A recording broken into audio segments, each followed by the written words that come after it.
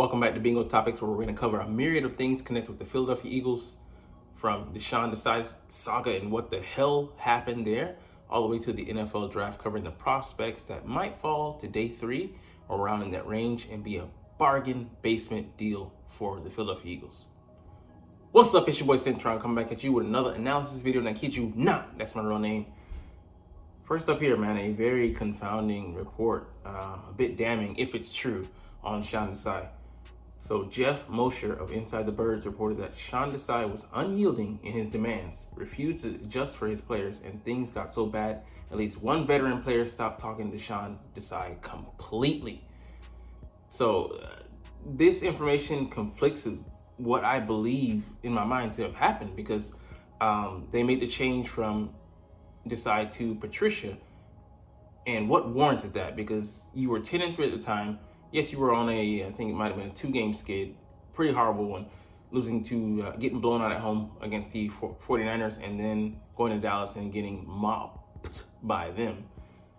But we're still pretty strong in contention. We had already made the playoffs at that point. I think after the 49ers game, we found out that we were in. What would make you make that move? Apparently the locker room, situation had gotten contentious enough for them to consider it, but they soured on the players. So he's unyielding in his demands. I don't get it. I mean, like, it's just quite interesting because we're getting a coach in Vic Fangio who just got, celebrated for leaving by his Miami players. In particular, they were in the secondary, but they weren't in the least sorry to see him go. And if it's about being a tough coach, that's part and parcel. It comes with the job. Like, you guys are, yes, you're playing a children's game, but you're getting paid a king's ransom to do so. And if you have a problem with tough coaching, here comes a guy who's even more of a hard ass. But maybe it was about like the results not equaling, being worth the damage that they were taking on from him. If you're gonna be able to boss us around like this, you better be producing, kind of deal. So but he, refused to adjust for his players. I mean, he made some excellent second half adjustments in games like the Chiefs game, Rams, Bills. He made some adjustments that worked. The Cowboys game. And I think there was like 6 games total where he held teams to 6 second half points, like total. So for me, it's confounding. I mean, I do know that. I mean, he's a smart guy, intelligent guy, and I thought we had reports saying he was open to players. They feel like they could come and talk with him, and he was willing to be flexible with certain things. So it conflicts the information. But I can get him wanting to stick to his plan and saying, "Hey, I'm doing this mid-game, not wanting to just roll something out there." So, but the best of the best do that. But he's relatively an inexperienced guy. This is only his second year outright coaching a defense, solo dolo.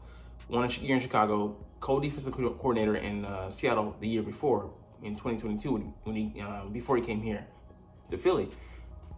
But him being a hard ass, I don't care, man. You don't have to like the guy. You just have to take the orders and execute. And if he's off-putting, okay, cool. He couldn't connect with you. Okay, is the job getting done or is it not? Because facing, and this is for me like the tough part, because we were understaffed. We didn't have the pieces needed, primarily at linebacker. Secondary, I think you can work around that, but if you have a solid, if you're solid at all 3 levels, but we weren't. We were heavily compromised at the linebacker level. So what the hell is he supposed to do? The scheme is not going to work without good players, and you didn't give him enough.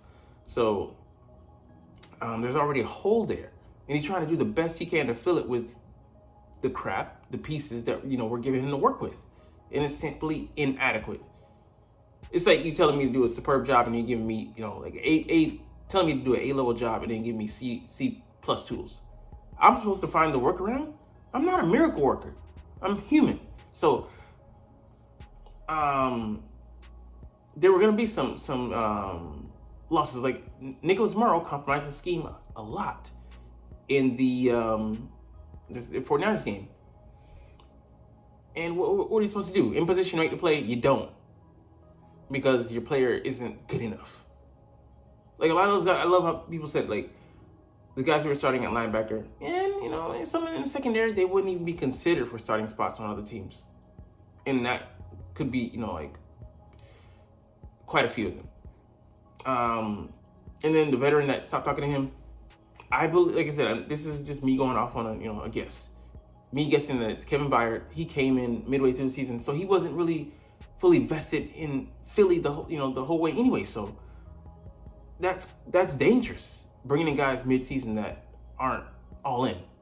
And not saying he's not all in about winning, but you weren't a part of this team until recent. So what's your stake in it? Easy for the guy who came last to not be as tied down, and worrying about the after effects. He's not even going to be here next year, but he's barking the loudest. So that if that's true, but it just muddies up the picture and makes a more of a mess of a messy situation. Like, it was that bad that we felt that Patricia was the answer, which it was not. And then he's changed terminology, so nobody's on board. Like, it's just chaos in the locker room. I can see why we would collapse psychologically so hard. After dealing with all that, you're like, what the hell? What the hell am I even playing for? Besides the paycheck. So, I mean, there's other things I could maybe delve into, but it's hard for me to believe that, man. It is hard for me to believe that. And then this as well. Desai apparently lost his authority over third down game planning before the bye week, during the bye week. So after the Bills game, we saw the third down adjustments, horrible, and all that stuff. So that was Patricia already having to imprint his hooks into that defense, and it explains why it was worse, why it looked bad. And this is for me the main thing. I think if we were complaining so much, but we were producing, shut the fuck up and play. I don't give a damn how you're feeling. You are highly compensated to do a job only a select few can do. Go out there and do it, man. I'm the last person to say this, but shut the fuck up and play. If we're out there being successful, play your damn part and shut the fuck up. Like, really don't get it. That just means to me, you guys are worried about stats, stature, reputation, and other shit. Because a similar thing, Fletcher had it out with Gannon, in 2021 about his assignment, how he was being used and stuff like that. Next year, balling out, no complaints, publicly. So, anyways, man, I mean, that is you're expecting him to do a job, and then you're undermining him in this area. So that doesn't compute. And then Philadelphia's had these smear campaigns for a while. They wanted Deshaun Jackson assassinated his character rolling out of town. So it's hard for me to take this with a grain of salt. Anyways, let's move on to the next thing, man.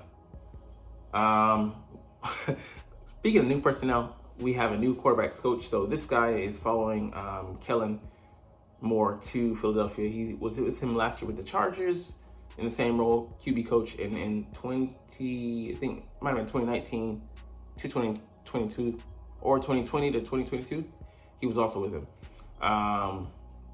Let's see, I forget who the guy is. Doug Nussmeier. I know the name.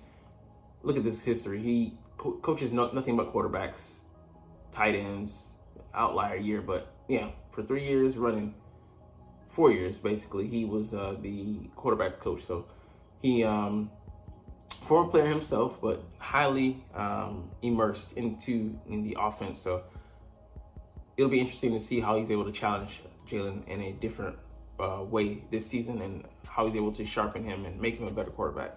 But I expect a lot from those two guys, Kellen Moore and this guy, who's had Dak playing, whatever you feel about Dak, I think he's a top 15 quarterback.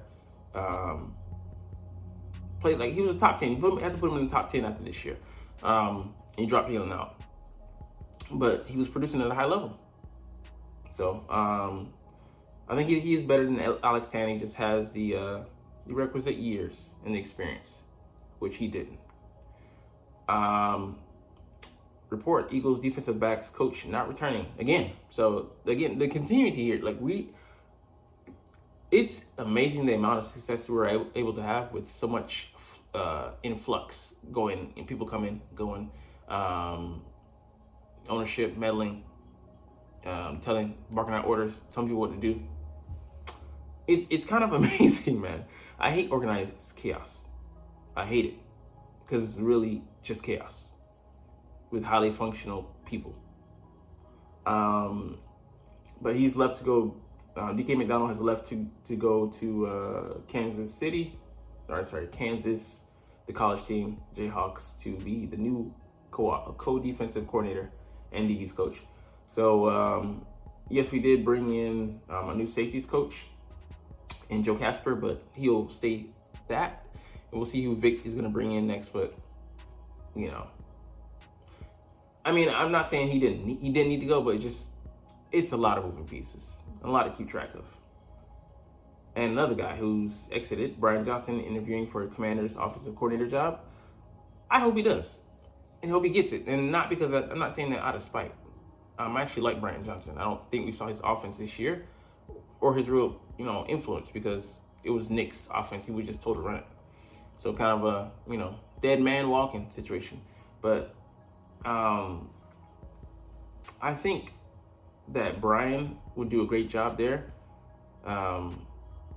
But I don't think, they're a team that's resetting, starting over. Head coach, new coordinator at defense and offense. So it'll be a bit of a rebuild there, reset, but starting over. And he's a player's coach. I think they'll like him, but they're missing some tools there on both sides of the ball. So I don't see them going anywhere, but I want him to get the job as well. So, make it easier for us to game plan. Not really, because I think he'll actually roll out what he wants to do. So, but, cheers to the guy. I like him, but I think it's a shame that we got rid of him. Interesting here, PFF determines Philadelphia's biggest draft need. So you can see this guy here, Cooper DeJean, a cornerback, sometimes safety, moonlighted there, from Iowa. Fast guy, big guy. I think he's 6'1" or 6'2", 205. Solid. I think he's going to run probably in the 4.4s. Might run the 4.5s, but solid athlete. In the mold of Eric Weddle. But might be, a little bit better coming out. But we'll see. I mean, Eric Weddle shut down Calvin Johnson. Yes, he had a month to prepare, but pretty awesome feat, to shut down a future Hall of Famer. But I wouldn't be opposed to this pick, but I just know I don't think we value him that highly. But I think he goes first, second round. I don't think he goes first. I would say second round. I would say mid to late second round. I think he's going to be a steal for whatever program he joins. And I'd love to have him here in Philly, but I don't think we're going to lean in that direction. But I would be welcome. All right, and last up here, on that note, draft. A dozen day 3 prospects at the Senior Bowl who make sense for the Eagles. So I'm going to look at not everybody, but a couple guys I think fit the mold. He threw 2 picks in the Senior Bowl game, so no thanks. He was hurt, didn't play, but Rasheen Ali had a 14-yard season. Sandwiched in between was a year where he missed most of the year, but 1,100 yards, 15 TDs. Guy's a TD magnet, played at Marshall. 6 foot, 205 range, runs in the 4.4s. He's a threat, as a receiver. How is he in the pass blocking game? I'd love to see that pass pro. But ruptured biceps could drive his market value down. We can get a guy that's good on the cheap, and potentially for next year as well. Slot guy, kind of explosive, but 5'10", 200, We'll see. Luke McCaffrey, I don't know his dimensions, but if he could bring that quarterback knowledge to the slot and be just a modicum of what his brother is, you would love that.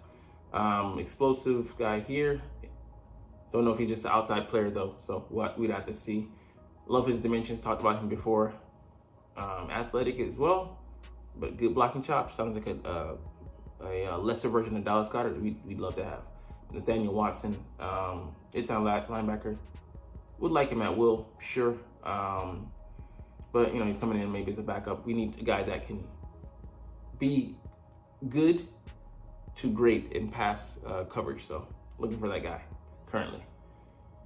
Let's see. I think there's one more guy here. Andrew Phillips, slot guy. We already got Isaiah Rodgers, so we'll see how he's able to bounce back. But not a priority. Just we need some backups. All right. We're gonna get up out of here.